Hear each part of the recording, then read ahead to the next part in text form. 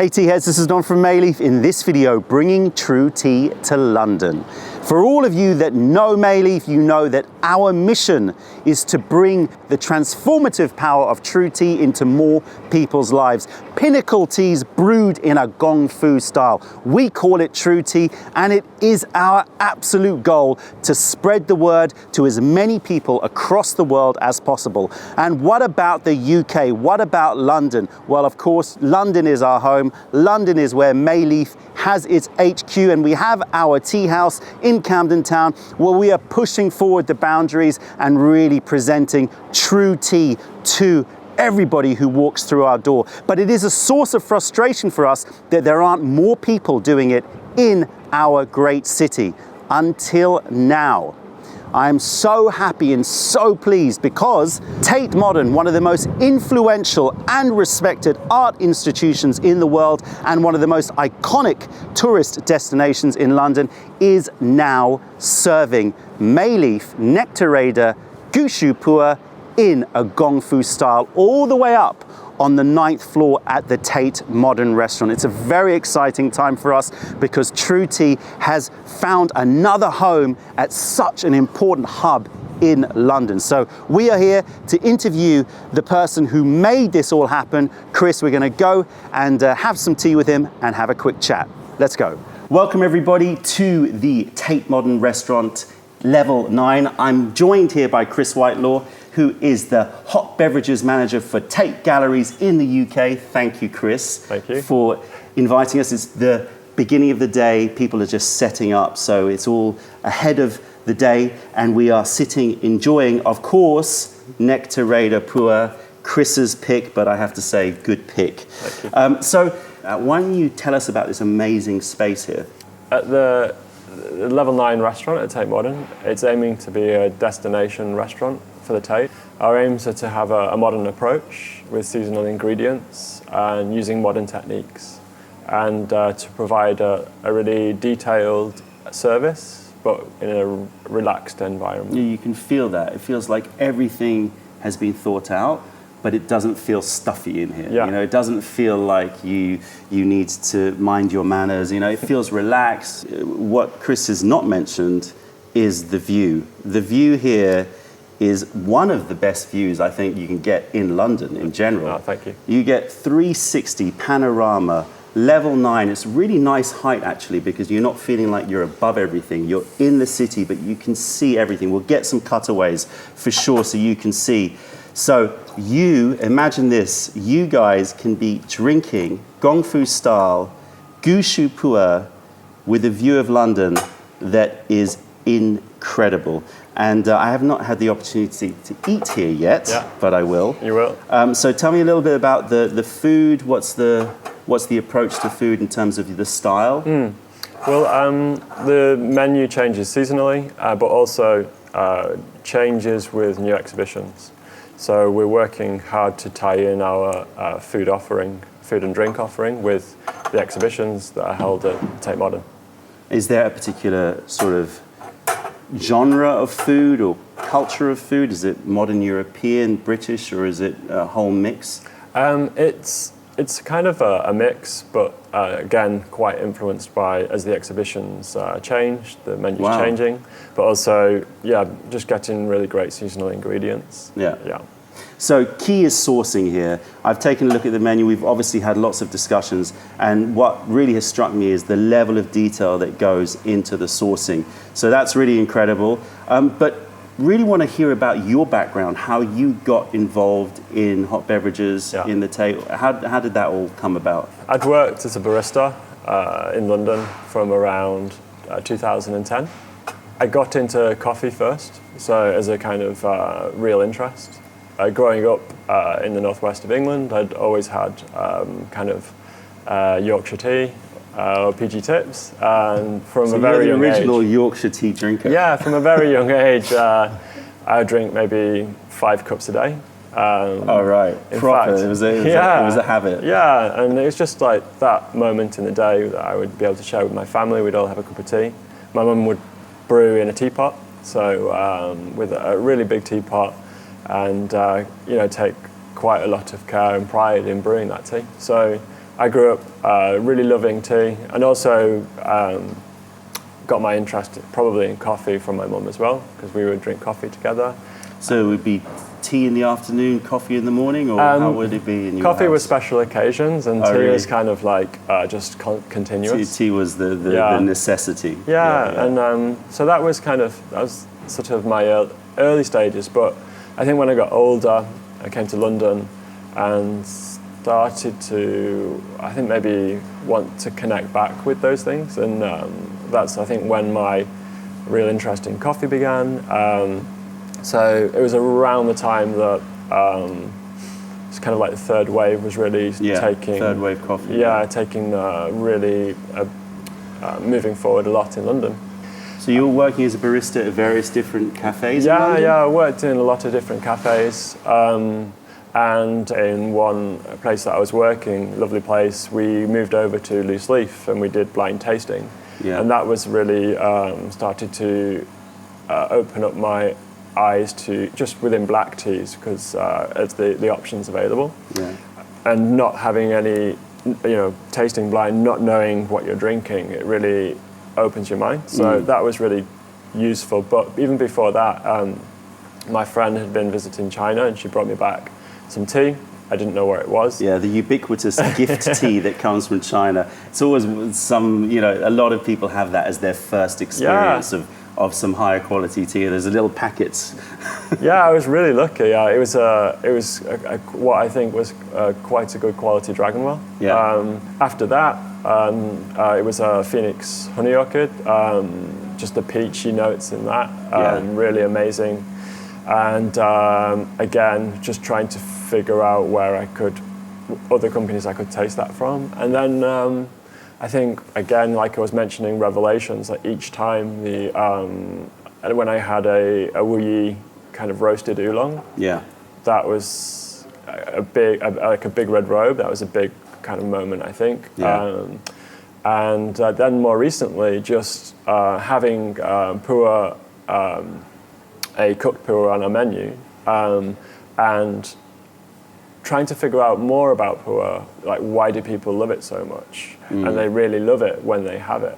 Why is that? So I started to taste different cooked PuErhs and different raw PuErhs. And that led me to, actually, I was speaking with LT from the London Tea Guide, and we were just talking about what the current places that I can go and experience teas in London. One that I'd never been to was the Mei Leaf Teahouse. So popped in one weekend, had a look at the menu, and Nectar Raider really jumped out to me. And had you drunk much raw PuErh at that point? Never. Okay. Never. Right. Oh, nice. So it was just seeing the options available and the care and attention in the flavour notes, and just trying to guide that experience a little. And I really appreciated that. So this was your exploration in coffee. Started as a barista, and then you started to get into tea, and there was a connection with your childhood memories of tea. Yeah. And how do you feel that the tea scene has sort of changed from then to now in London? Has it changed, or is it, where would you, for all the people watching who are going to visit London, what would you say is the sort of highlights and where things could improve in the tea scene in London? I think the tea scene in London is changing. I think the majority of guests are still fixed on simply requesting a breakfast tea. Yeah. And I think that's probably, in my experience, working in different cafes, it's the trend. However, or at least the history. Yeah. But currently I'm seeing a greater interest, or an emerging interest, in green teas. So Sencha and Dragonwell in particular here. Yeah. And I think that sort of oolongs are still an area, and PuErh are two areas in tea that I think that can really be explored. I hope to see a greater uptake of those styles of tea. Yeah, well, you're certainly pushing that forward. You're jumping from Assam's to Gongfu PuErh, so you're taking a pretty big leap. You haven't, I should say, they haven't just brought Nectar Raider to the Tate Modern restaurant. They brought the entire guru, they brought the Gong Fu style of brewing, so the clients are brewing themselves, just like at Mei Leaf. So you basically are, pioneering something which is really quite groundbreaking. Was that a risk for you, or is that a risk for you? How are you feeling about that? Is that something that you, is it just a sort of trial period? What's your thinking? We want to exceed our guests' expectations. We want to give them a really good experience, and something that surprises them. We want to provide them with something special, the opportunity to have something special. And I think it would be more of a risk not to try to provide something really unique and really that shows care and attention for our guests. Sure. I think it's something that is new and we're introducing. What I love about Gongfu brewing actually is its simplicity, and what I love about this style, the style of service we'll provide, is that we can guide the guest in brewing, but they'll be left to brew the remaining infusions themselves. So they can immerse themselves, they can connect with the product, with the tea fully. Yeah. And hopefully, again, then connect to the origin of the tea. It's tremendously traceable, so to connect back to where it was produced, where you sourced it.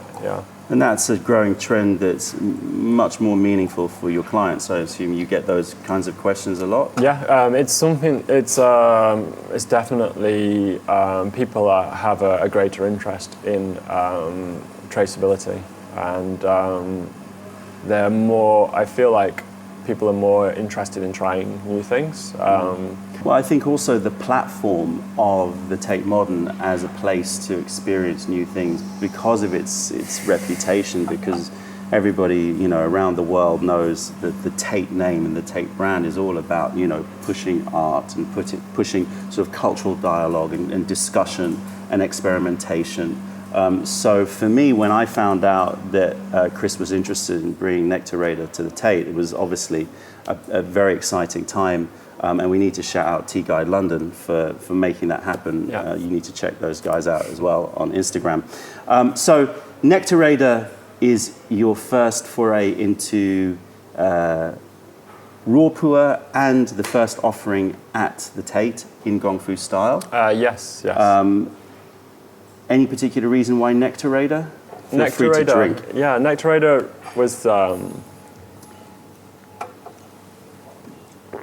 It really stood out as a unique tea. The thing that really hits me is it's the dry leaf in the heated pot, the sort of forest honey aromas, really comforting. Yeah. Really start to think about its origin. There's sort of like subtropical forests, and really takes you there. And then with that first infusion, you get the kind of the syrupy body of the tea, and that kind of sort of cookie dough, honeysuckle element, which is lovely. And then that long-lasting that aftertaste it's in my mouth. It's so perfumed. Isn't it? I swear there's times when I've had this tea that hours later, I still taste it, just as I'm walking around doing other jobs. Every time we brew this, every time I experience this tea, it's always a very special experience. So having enjoyed that, I brought the tea into our team and we tasted together. And it was I brewed the Gong Fu style for Chris Aspinall, who's the manager of the restaurant. Chris has a great deal of experience with teas, providing the highest level of service with teas, and he immediately wanted to add Nectar Raider to the menu. Great. It's always good to have the support of your colleagues. Completely.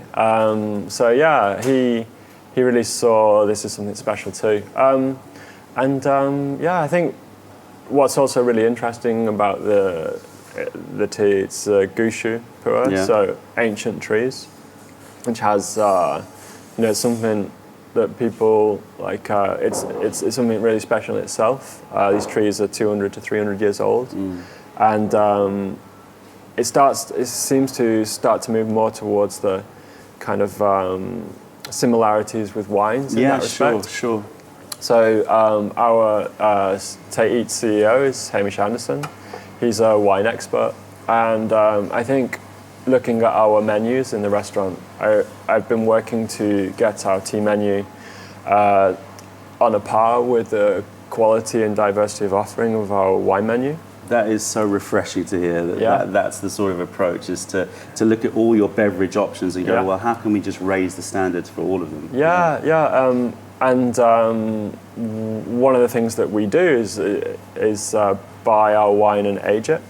Okay. So we have a cellar at Tate Britain, award-winning cellar, and one of the things that really struck me with the opportunity with the raw PuErh is that we could age it ourselves. So that's something that we are looking into at the moment as to how we can do that in the best way, and maybe we'll be able to serve Nectar Raider in 30 years' time at Tate. I have a feeling that the Tate vaults are going to become some of the most prized tea collections. I can imagine that the hunt is now on. Once you start that aging process, you're going to be like, I need another mountain, I need an oolong. Yeah. You're going to be, 20, 30 years' time, it's going to be the place to drink all the aged stuff. Yeah. That's so exciting, and it's such a pleasure to, I'm sure you guys agree, it's such a pleasure to hear such passion for tea and such understanding of the potential and the future of tea, looking back at the traditions but taking it forward in this incredible environment. I have to say, I can't overstate it. This is a place that has the most amazing views, incredible service, and you now get to drink some raw Gongfu PuErh.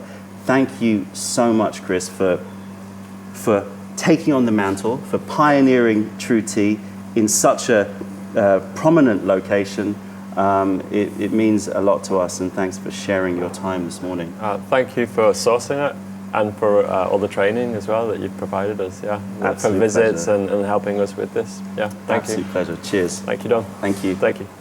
It gives me such joy to know that such an iconic destination like Tate Modern in my home city is championing true tea, and I'm so thankful for people like Chris who are pushing the boundaries and clearly have such a passion for the good stuff, and to know that the throngs of people that visit every single day to this place are just footsteps away from tea that we source with our own hands over there in Yiwu in Yunnan in China. So you guys know, if you are over in London, then get over to the Tate Modern restaurant on the 9th floor and experience true tea in a setting unlike any other. And this sets a precedent. All of you people out there, go talk to your favorite restaurants, your favorite cafes, tell them that Tate Modern are doing it so they can do it too. Let's spread the word even further so that all of us tea heads can have more destinations to enjoy the best tea possible. That's it, tea heads. Check out our other videos. Fire over any questions, comments, or video ideas. Other than that, I'm Don from Mei Leaf. Thank you for being part of the revelation of true tea. Stay away from those tea bags. Keep drinking the good stuff and spread the word, because nobody deserves bad tea. Bye.